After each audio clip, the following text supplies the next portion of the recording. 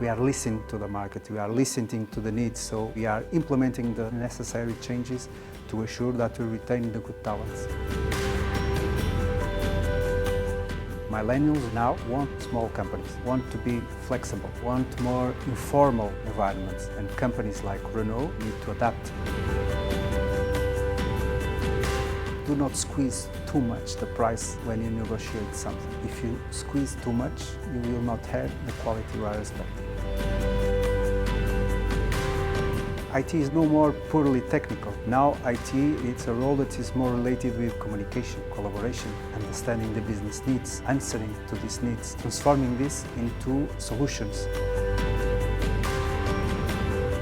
Luck happens when preparation meets opportunity. You don't have any excuse when the opportunity knocks at your door to say, I cannot take it because I'm not ready.